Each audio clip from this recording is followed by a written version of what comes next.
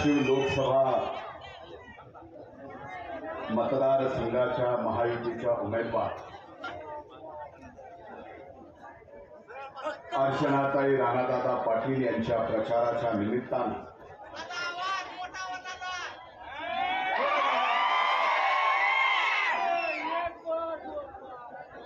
कळंब येथे होत असलेल्या या प्रचार सभेला उपस्थित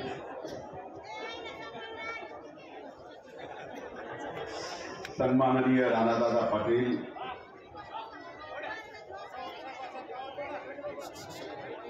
व्यासपीठावर उपस्थित माननीय अनिलजी खोचरे, अजितदादा पिंगळे, सुरेश पाटील, अजित पिंगळे, नितीनजी काळे, संजयजी मुंदडा, सुशीलजी शेळके, सरलाताई खोसे, दत्ता तनपुरे, सागर मुंडे, ॲडव्होकेट शकुंतलाताई पाठक, आशा भवर, बंडूभाऊ बनसोडे, सन्माननीय बिपिनजी हौसलमल, व्यासपीठावर उपस्थित महायुतीचे सर्व सन्माननीय नेते आणि ज्यांनी आजच्या या विराट सभेत अर्चनाताईला जाहीर पाठिंबा दिला, ते अपक्ष उमेदवार भाऊसाहेबजी बेलुरे, आजच्या या विराट सभेला उपस्थित असलेल्या माझ्या माता भगिनी, वडीलधारी मंडळी आणि माझ्या अति उत्साहात असणाऱ्या तरुण भावांनो आणि इथं उपस्थित पत्रकार मित्रांनो,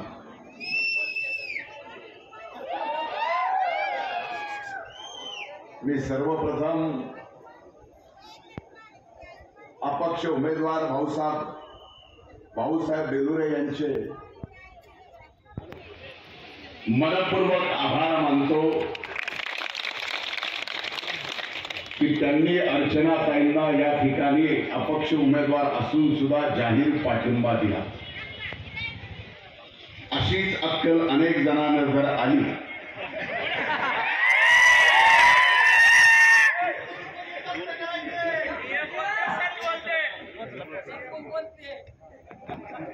तर 4 तारखेला निकाल लागायच्या अगोदरच आपल्याला गुलाल उधळता येईल.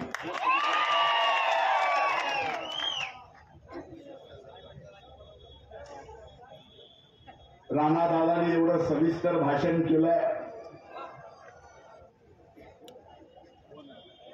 ते या भागाचे आमदार राहिलेले आहेत, राज्याच्या मंत्रिमंडळात त्यांनी काम केलेलं आहे, पण व्यासपीठावर बोलत असताना ते म्हणले प्रचाराच्या दरम्यान मला कळंबला येता आलं नाही, आज पहिल्यांदाच कळंबला आलोय आणि आल्यानंतर एवढं अभूतपूर्व प्रेम राणादादा तुमच्यावरती होत आहे. ही आजची कळंबची सभा जरी प्रचाराची असली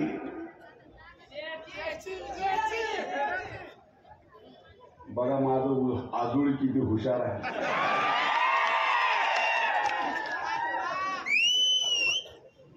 मला काय बोलूच देत नाही.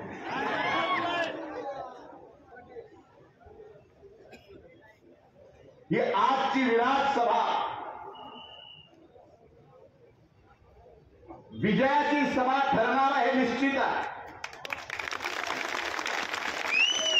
पण खऱ्या अर्थानं 30 तारखेला आदरणीय मोदी साहेब त्यावेळेस धाराशिवच्या मायबाप जनतेला नतमस्तक होऊन अर्चनाताईला विजय करायचं आवाहन केलं. खऱ्या अर्थानं 30 तारखेची सभा विजयाची सभा आपली ठरलेली आहे.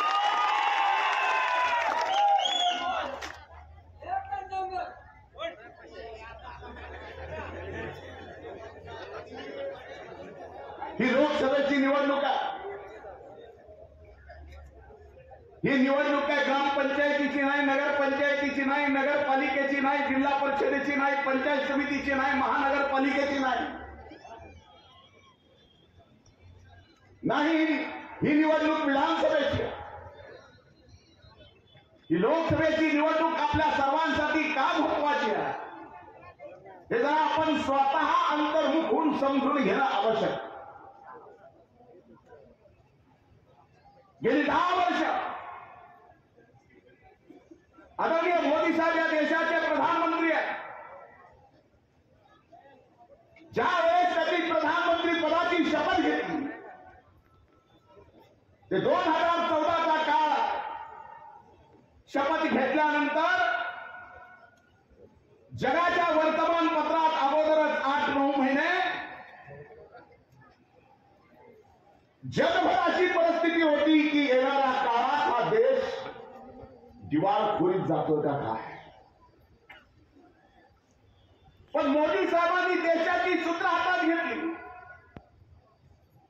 दिवाळखोरीत जाणारा हा देश आज जगाच्या पाठीवर 5व्या क्रमांकाच्या आर्थिक चांगल्या परिस्थितीत आणून ठेवला.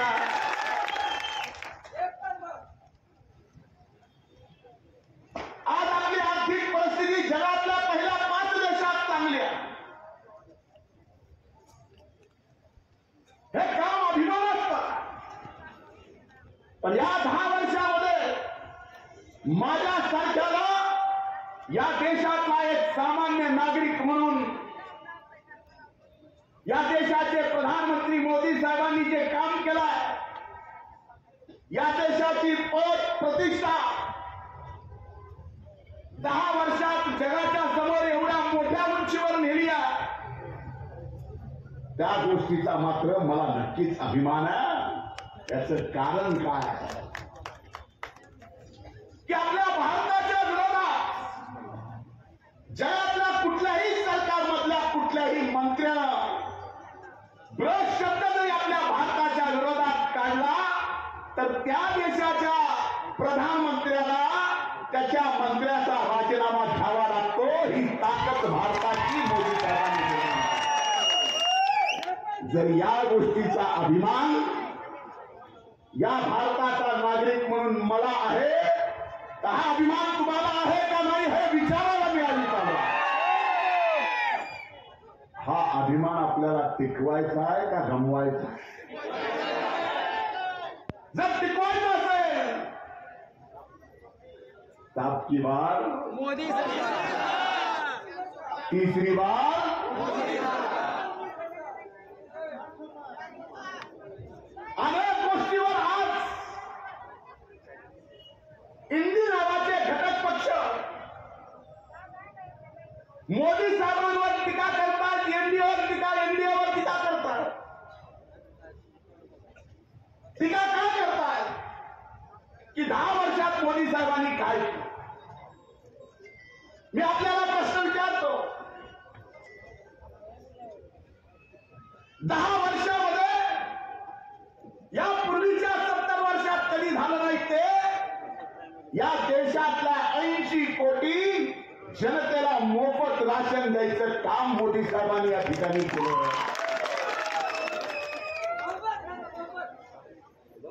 या देशातल्या खातेदार शेतकऱ्याच्या खात्याच्या अकाउंटवर यापूर्वीच्या काळात कधी कुठल्या सरकारने एक दमडी सुद्धा शेतकऱ्याच्या अकाउंटवर द्यायचा निर्णय नाही केला.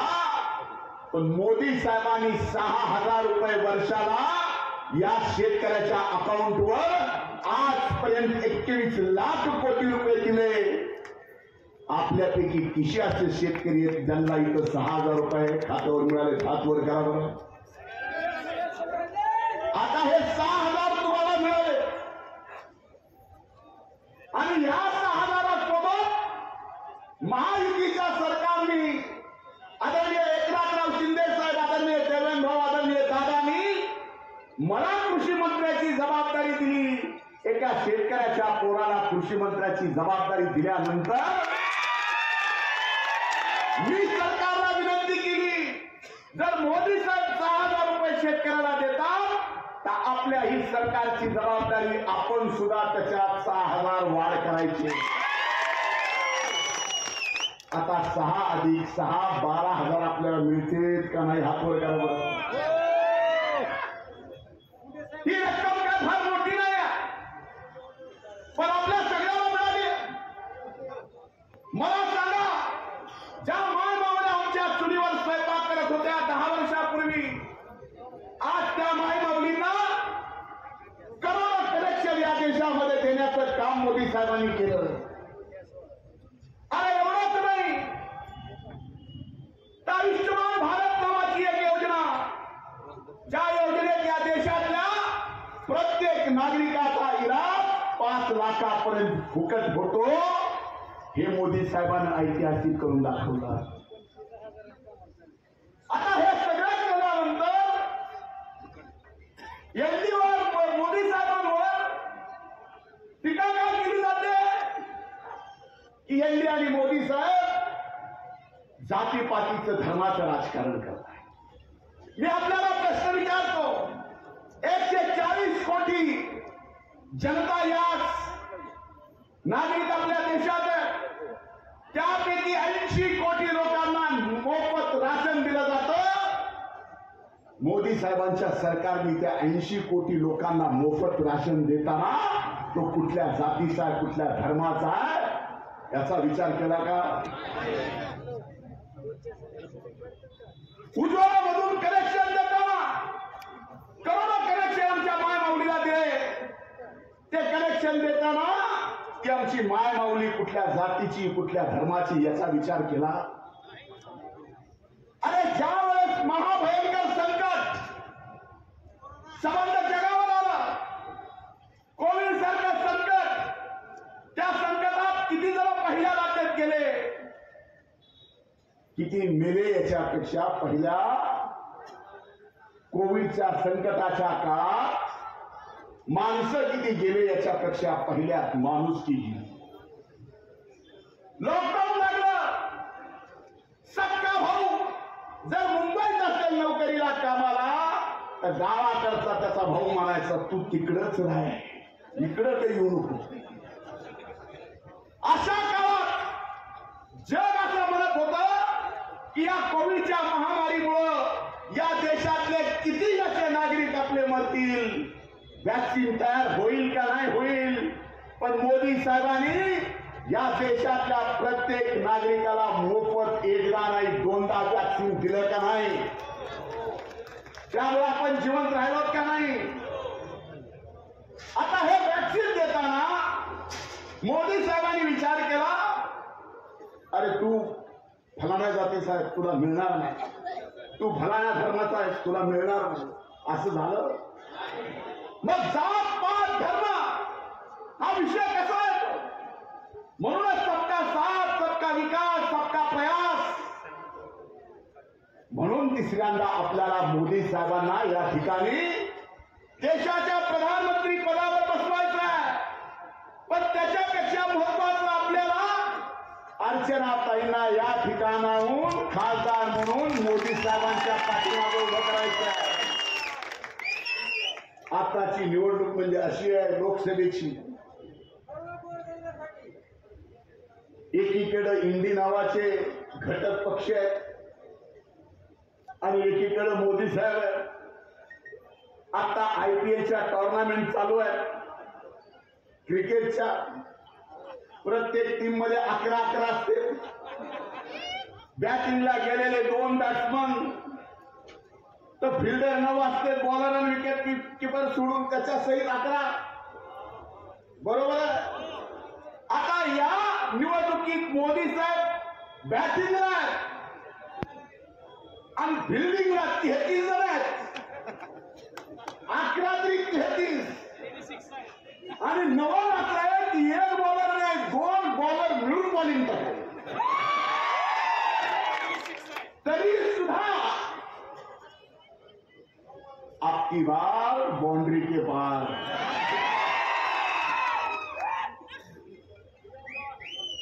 अशी ही निवडणूक आहे. अशी निवडणूक मी कधी पाहिली नाही. आज या धाराशिव मध्ये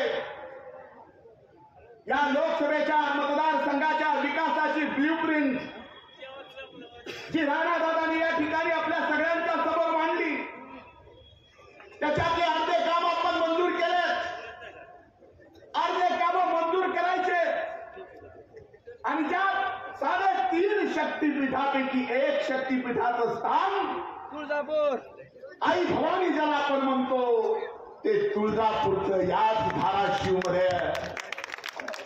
आई भवानीच्या शब्दाला सांगा की आपल्याला हे 3.5 पीठापैकी सर्वात महत्वाचं शक्तीपीठ जगाच्या नकाशावर जर आणायचं असेल तर आपला मोदी साहेबांचा खासदार इथून निवडून गेला पाहिजे.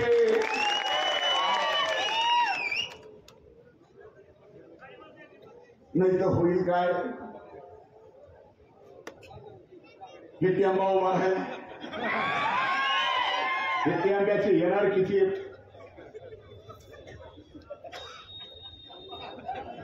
तिथं संसदेमध्ये इथल्या खासदारांनी कधी तोंड उघडून भाषण केल्याला भीत पाहिलं.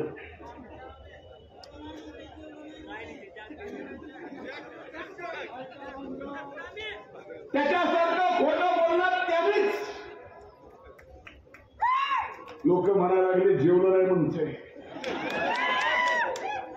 त्यांनी 2019च्या जाहीर सभेत 15,000 तरुण भावाला भगिनींना नोकरी देतो म्हणून खोटं बोलला आणि शपथ कोणाची खाल्ली.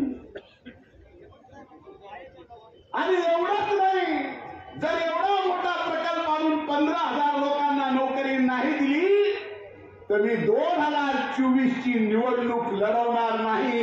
हे खरंय का नाही? हे पुन्हा 19 तुमचं त्याचं भाषण तुम्ही पाहिलं का नाही? एवढा खोटारडा माणूस तुमचं प्रतिनिधित्व जर करत असेल काय बोलावं?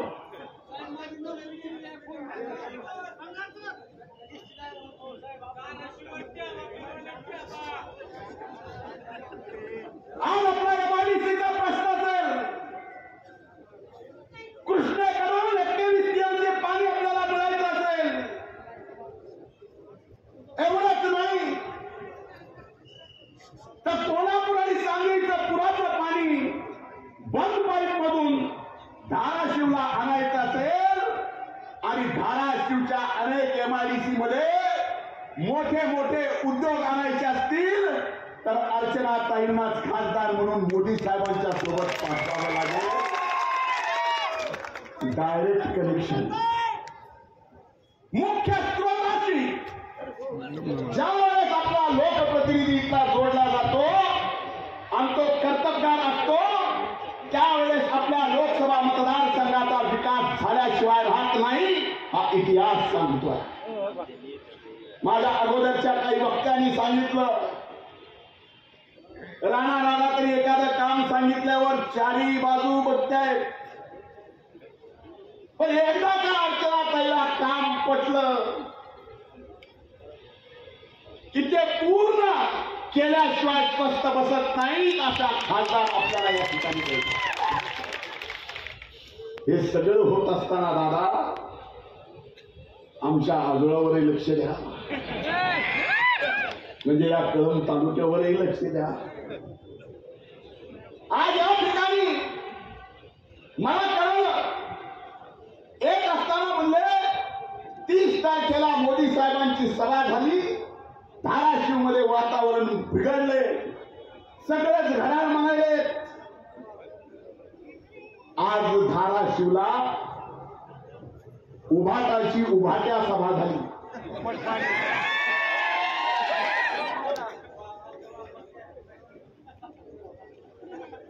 आणि बोलताना असं बोलत होते.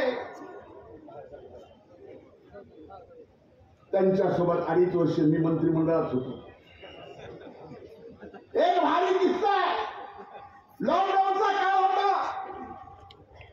लॉकडाऊनच्या काळामध्ये बीड जिल्ह्याचे असंख्य लेबर, धाराशिवचे असंख्य ऊसतोड मजूर हे ज्या त्या कारखान्यामध्ये अडकले होते. त्यांना आपल्या घरी आणायचं होतं. आणि मी बीडचा पालकमंत्री म्हणून त्यांना फोन करून विचारत होतो, फोन करत होतो. मावा फोन सुद्धा घेत नव्हते. माझ्या स्तरावर जे काय करायचे अजितदादांकडून करून घेतलं आणि 1.25 महिन्याने मुख्यमंत्र्यांनी माझ्यासारख्या मंत्रिमंडळातल्या मंत्र्याला विचारलं, तुझं काय काम होतं? म्हणलं आता विसरलो. हे असले नेते कोविडच्या काळात अशा संकटाच्या परिस्थितीत एखादा मंत्री तुम्हाला फोन करतोय आणि फोन केल्यानंतर तुम्ही 1.25 महिन्यानंतर त्याला बोलताय. कल्याण एक लक्षात घ्या, आज यांच्या समोर मुद्दे कुठले नाही. टीका करताना काय टीका करतात? पहली टीका म्हणले आपकी बार अगर 400 पार हो गया तर पहिल्यांदा म्हणले हे भारतरत्न परमपूजनीय डॉक्टर बाबासाहेब आंबेडकरांनी दिलेलं या देशाला जे संविधान आहे ते बदलणार. मी आज आपल्याला जबाबदारीपूर्वक सांगतो, मी राष्ट्रवादी काँग्रेस पक्षाचा एनडीएचा घटक पक्ष म्हणून एक कार्यकर्ता म्हणून या पक्षाचा, या राज्याचा, या लोकसभेच्या निवडणुकीचा प्रचार प्रमुख म्हणून जोपर्यंत सूर्य आणि चंद्र आहे तोपर्यंत परमपूजनीय डॉक्टर बाबासाहेब आंबेडकरांच्या घटनेला कुणीही हात लावू शकत नाही. कारण त्या घटनेतच अशी तरतूद आहे की तिला बदलता येत नाही. हे बाबासाहेबांनी किमया करून ठेवलं. म्हणजे खोटं बोलायचं, मनभेद करायचे, बुद्धिभेद करायचे, जे कधीच कुणीच करू शकत नाही अशा काही गोष्टी करणार म्हणून या ठिकाणी केलं जातं. आज अल्पसंख्याक बांधव माझे इथं बाजूलाच बसले. मी आज आपल्याला शब्द देतोय की सबका साथ, सबका विकास, सबका प्रयास यामध्ये मोदी साहेबांनी डायरेक्ट असं कधीच अल्पसंख्याकांना विरोध म्हणून नाही. मला सांगा, आज मोदी साहेबांनी जे 10% आरक्षण इकॉनॉमिक विकर सेक्शनला या देशात दिलं, ज्या आर्थिकदृष्ट्या दुर्बल आहेत त्यांच्यासाठी 10% आरक्षण दिलं, त्या 10% सर्वाधिक आरक्षणाचा फायदा जर कुणा होत असेल, अभिमान वाटतो सांगायला की आमच्या अल्पसंख्याक बांधवांना त्या ठिकाणी फायदा होतो. याचा विचार सुद्धा करा. आज तुम्हाला घाबरवलं जातंय. मी आपल्याला शब्द देतो की अल्पसंख्याक समाजाच्या केसाला सुद्धा धक्का लागणार नाही. ही जबाबदारी घेऊन आम्ही आमच्या खांद्यावर या ठिकाणी आज जाहीरपणाने बोलतो. अल्पसंख्याकांना सांगायचं, आप तो निकाल देंगे, अरे भाई कैसे निकालेंगे? असं काही नाही, कोणी कुणाला काढणार नाही, कुठलाही संविधान या ठिकाणी बदललं जाणार नाही. फक्त वारंवार आज हा देश प्रगतीपथावर जातोय. हा देश येणाऱ्या 5 वर्षात विश्वगुरु होणार आहे. या देशाची आर्थिक परिस्थिती येणाऱ्या 5 वर्षात 3ऱ्या क्रमांकावर जगात जाणार आहे. आता तुम्ही विचार करा, जर जगाच्या तुलनेत आपला देश 3ऱ्या क्रमांकावर जात असेल तर त्या देशाच्या विकासासोबत आपल्या जिल्ह्याचा विकास सुद्धा जोडावा लागेल. आणि तो विकास जोडायचा असेल तर देशात पुन्हा मोदी पाहिजे आणि मोदी साहेबांसोबत धाराशिवच्या आपल्या खासदार अर्चनाताई पाहिजे. नाही तर आता तर सगळं बिघडलेलंच. कोण काय बोलेल, कोण काय जातीवर बोलेल, कोण कशावर काय बोलेल, याच्यावरून लक्षात येतं की ज्या वेळेस एखाद्या कुणाला पराभव समोर दिसतो त्यावेळेस त्याच्या पायाखालची वाळू सरकते. मग तो जातीवर येतो, धर्मावर येतो, कशावर पण येतो, कशावर पण येतो. माझी सुरुवात काढली.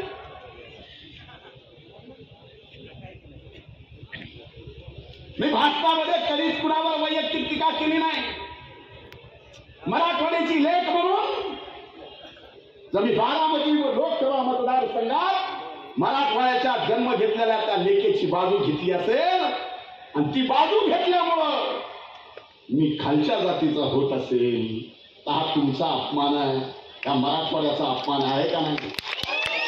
अरे तुम्हाला जर हृदय असेल, त्या हृदयाला जर संवेदना असतील तर आपल्या या ठिकाणी लेखीचा अपमान सून म्हणून पश्चिम महाराष्ट्रात गेल्यावर, बारामतीमध्ये गेल्यावर झाला, त्याची वाच्यता मी केली म्हणून माझ्यावर राग काढला जातो. तर ह्या गोष्टीचा राग मराठवाड्याचे म्हणून तुम्हाला यायला नको? अरे उद्या आपल्याला भीती आहे, त्या कुणाच्या तरी घरी सून म्हणून जाणार आहेत, आपल्याही घरात कुणाची तरी लेक सून म्हणून येणार आहे. पण एखाद्या एवढ्या उत्तुंग नेतृत्वानं फक्त एक निवडणूक जेव्हा जिंकायची म्हणून आपल्या लेकीसारख्या सुनला सुद्धा परक म्हणावं, याचा अपमान तुम्हाला कुठेतरी वाटला पाहिजे. हा अपमान वाटत असेल, तुमच्या मनामध्ये संवेदना असतील, राग असेल, तर तो राग तुम्हाला येत्या 7 तारखेला घड्याळाच्या समोरचं बटन दाबून या ठिकाणी व्यक्त करायचा विसरायचं नाही. आजच्या या निवडणुकीत बऱ्याच गोष्टी बोलले. 15,000 नोकऱ्या कुठे माहित नाही, कुणीतरी भंगाराचा विषय काढला. भंगार भंगार भंगार चाललो. आता जे भंगार आहे त्याच्या भंगारावर मी तरी काय बोलून भंगार होऊ?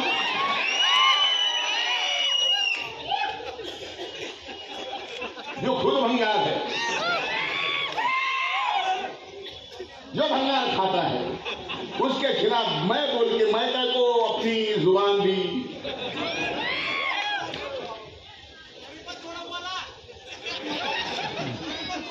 ते तुझ्यासाठी ठेवलंय. आजच्या या जाहीर भाषणात मी बोलत असताना जे मुद्दे तुम्हाला वाटते बोलावे, सभा संपल्यानंतर चौकात चौकात तुम्ही तेवढंच बोला, माझं अर्ध काम इथंच होऊन जाईल. आज या धाराशिव लोकसभा मतदारसंघात बीड असेल, धाराशिव असेल, आपण मागासले म्हणून जरा तुमची परिस्थिती तर बीडपेक्षा बरी आहे. पण विकासाच्या मुद्द्यावर राजकारण होणार का नाही? का फक्त फोन उचलतो म्हणून काय काम आहे? फोन उचलतो आम्ही आणि हॅपी बर्थडे, दुसरं काही नाही. हॅपी बर्थडे म्हणतो. गाडीला कुणाच्या जात कशाला लावतो?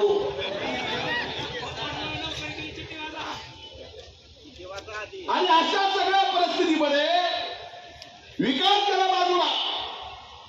तुम्हाला 31 TMC तिकडलं पाणी जर कोल्हापूर सांगलीचं पुराचं आणलं तर आज धाराशिव मध्ये जेवढी ऊस उत्पादक क्षमता आहे, कोल्हापूरच्या बरोबरीनं धाराशिव जिल्हा सुद्धा ऊस उत्पादकांचा जिल्हा होईल. मी आज आपल्याला सांगतोय, आज आपण दुष्काळाला सामोरं जातो आणि दुष्काळाला सामोरं जात असताना यावेळेस एकतर पिकलं नाही, जे पिकलं त्याला भाव मिळाला नाही. मग सोयाबीन असेल, कापूस असेल, आज या राज्याचा कृषी मंत्री म्हणून माझ्या सर्व सोयाबीन उत्पादक आणि कापूस उत्पादक शेतकऱ्यांना शब्द देतोय की निवडणूक झाली, आचारसंहिता संपली की सोयाबीन आणि कापूस उत्पादक शेतकऱ्याला या महायुती सरकारनं 4,500 कोटी रुपयाचं पॅकेज या ठिकाणी जाहीर केलं. सोयाबीनला हेक्टरी 5,000 रुपये, 2 हेक्टर मर्यादेपर्यंत. कापसाचं ठरायचं कुंटलावर द्यायचं का हेक्टरावर द्यायचं, तेवढंच एक राहिलं. पण शब्द देतो की आता सुद्धा मधल्या काळात अवकाळी पावसाला अनेक शेतकऱ्यांचं नुकसान झालं, फळबागाचं नुकसान झालं.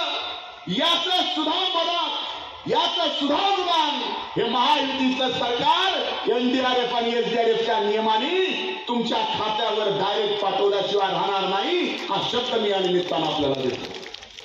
पण एकच लक्षात घ्या, ही निवडणूक देशाच्या प्रतिष्ठेची निवडणूक आहे. जर तुम्हाला थोडाही देश अभिमान असेल, तुम्हाला थोडाही राष्ट्राभिमान असेल, आपण कुठल्या जातीत जन्माला आलो, कुठल्या धर्मात जन्माला आलो हे महत्वाचं नाही. ज्या देशात आपण राहतो त्या देशाचा जर देश अभिमान असेल तर जगाची प्रतिष्ठा, जगाच्या समोर आपल्या देशाची प्रतिष्ठा मोदी साहेबांनी एवढी वाढवलेली आहे की आणखीन वाढवून आपला हा भारत देश जगातल्या सर्व देशाचा विश्वगुरु करायची संधी आपल्याला या ठिकाणी आलेली आहे. ज्या पिढीनं अनेक गोष्टी पाहिल्या भोगल्या त्याच पिढीला हे आपल्या जोडी, याच देही याच जोडी बघायची वेळ येणार आहे.